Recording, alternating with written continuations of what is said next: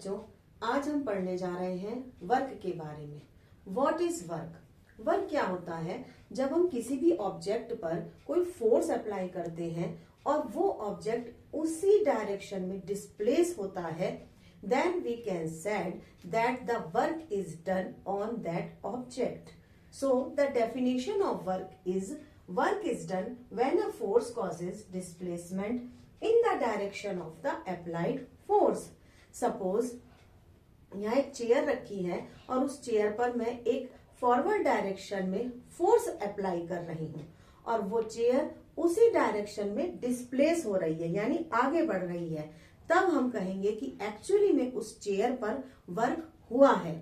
तो वर्क के लिए दो कंडीशन होना बहुत जरूरी है।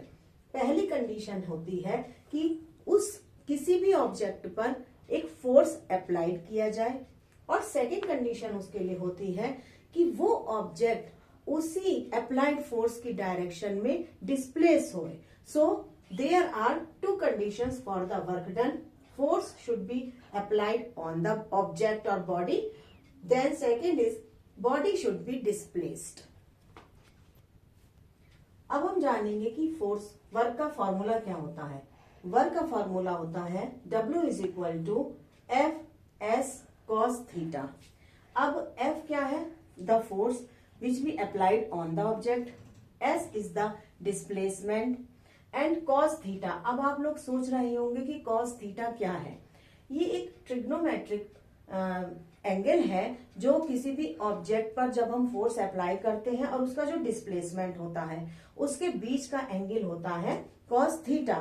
तो आप इस लेवल पर 3 कॉस के वैल्यू लर्न कर लीजिए जो आपको वर्क निकालने में बहुत हेल्प करेंगी। फर्स्ट है cos 0 डिग्री जिसकी वैल्यू होती है 1, cos 90 डिग्री जिसकी वैल्यू होती है 0, cos 180 डिग्री जिसकी वैल्यू होती है -1। तो ये 3 आपको लर्न करने हैं। अब मैं आपको 3 केस बताऊंगी कि किस तरह से हम वर्क निकालते हैं। केस 1 है कि जब हम किसी ऑब्जेक्ट पर फोर्स लगा रहे हैं और उसका डिस्प्लेसमेंट उसी डायरेक्शन में हो रहा है, जैसे मैंने अभी आपको डिस्कस करा। तो जब हम किसी भी, सपोज ये हमारा एक ऑब्जेक्ट है, इस पर हमने फॉरवर्ड डायरेक्शन में फोर्स लगाया और इसका जो डिस्प्लेसमेंट हो रहा है उसी डायरेक्शन में आगे हो रहा है। तो यहाँ पर कौन सा एंगल बन रहा है? इन दोनों के बीच में बन रहा है 0 डिग्री का एंगल, यानी कि cos 0 डिग्री। और हमने अभी देखा cos 0 डिग्री की वैल्यू क्या होती है? 1 होती है। तो यहाँ पर वर्क का क्या फॉर्मूला बनेगा?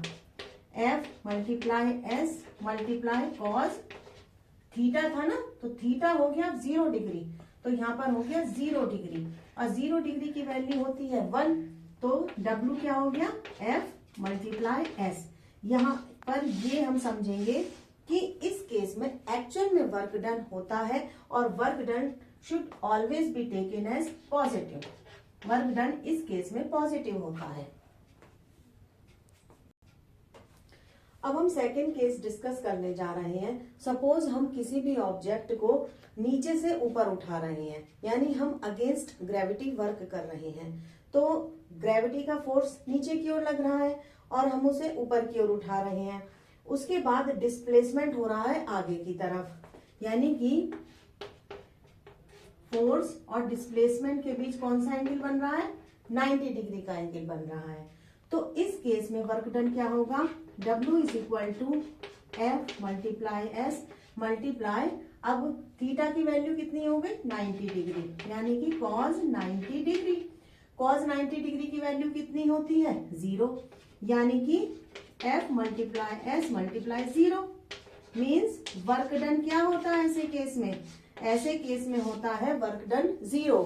मतलब कोई भी, जैसे सपोज कीजिए कुली है, कुली अगेंस्ट ग्रेविटी कितना सारा बोझा उठा के अपने सर पर रखता है और प्लेटफॉर्म पर चल रहा है।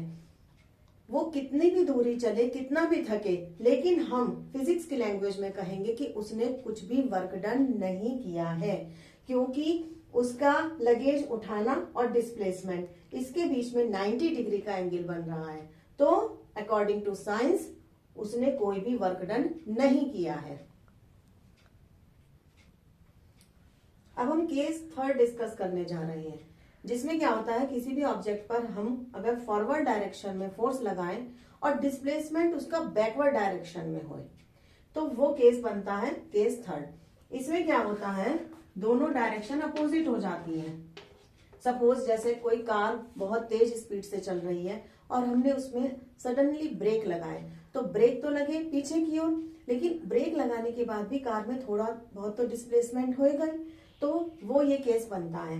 तो इस केस में एंगल कितना बनता है इनके बीच में, कॉस थीटा कितना बन गया, 180 डिग्री। तो इस केस में वर्क डन कितना हुआ, F multiply S multiply cos 180 degree, and we know that cos 180 degree की वैल्यू होती है -1। So W is equal to F multiply S multiply -1, which means W is equal to -FS। Means इस case में work done तो होगा लेकिन वो negative लिया जाएगा, नेगेटिव वर्क डन लिया जाएगा केस थर्ड के केस में, when cos theta is 180 degree.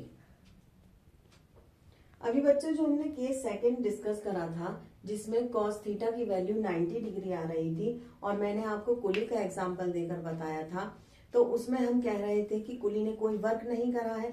जब उसने लगेज को अपने सिर पर रखा, प्लेटफॉर्म पर जब वो सीधा चला, तो उसके लगेज उठाने और डिस्प्लेसमेंट वाली पोजीशन में 90 डिग्री का एंगल बना था। तो हमने कहा था 90 डिग्री की वैल्यू 0 होती है, सो इन दैट केस वर्क हुआ ही नहीं है। बट अगर वही कुली सीढ़ियों पर चढ़ता है, जैसे प्लेटफॉर्म पर सीढ़ियां होती हैं, तो जब वो कुली सीढ़ियों पर चढ़ता है, तो उस केस में हम डिस्प्लेसमेंट लेते हैं जितना वो सीढ़ी पर ऊंचाई पर चढ़ा, और अर्थ से ये डिस्प्लेसमेंट उसका माना जाता है। तो इसके बीच में कितना एंगल बन रहा है, 180 डिग्री का एंगल बन रहा है। तो यहाँ पर वर्क क्या होगा, Fs cos 180 degree, and we know that 180 degree की वैल्यू -1 होती है। तो W यहाँ पर क्या हो गया, -Fs। क्लियर। तो इस केस में जब वो पुलिस सीढ़ियों पर चढ़ रहा है, इस केस में वर्क माना जाएगा, बट वो नेगेटिव होगा। तो बच्चों अभी हमने 3 केस डिस्कस करे हैं। पहला केस मैंने आपको बताया था जिसमें थीटा की वैल्यू 0 होती है, दूसरे केस में थीटा की वैल्यू 90 डिग्री है, और तीसरे केस में थीटा की वैल्यू 180 डिग्री होती है। तो फर्स्ट केस कौन सा था, जिसमें हम जिस ऑब्जेक्ट पर फोर्स लगा रहे हैं उसका डायरेक्शन, उसी डायरेक्शन में उसका डिस्प्लेसमेंट हो रहा है, तो वो ये फर्स्ट केस है। तो ये होता है W is equal to Fs cos 0 degree, और cos 0 डिग्री की वैल्यू होती है 1।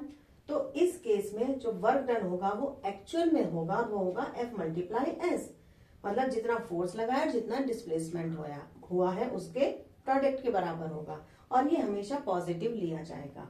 सेकंड केस था जिसमें थीटा की वैल्यू 90 डिग्री थी, जो मैंने आपको कुली का केस बताया था। तो उसमें थीटा हो गया cos 90 डिग्री, cos 90 डिग्री की वैल्यू होती है 0, यानी उस केस में वर्क डन होता है 0, कोई वर्क डन नहीं माना जाता है। थर्ड केस मैंने आपको बताया था कि जब हम किसी भी डायरेक्शन में फोर्स लगा रहे हैं और डिस्प्लेसमेंट उसका अपोजिट डायरेक्शन में हो रहा है, यानी कि जब अपोजिट डायरेक्शन वाला केस होता है, तब थीटा की वैल्यू होती है 180 डिग्री, और we know that cos 180 degree is equal to -1। So work done इस केस में जो होगा वो नेगेटिव होगा। सो आई होप आपको वर्क डन का पूरा कॉन्सेप्ट क्लियर हो गया होगा। That's it for today, bye bye.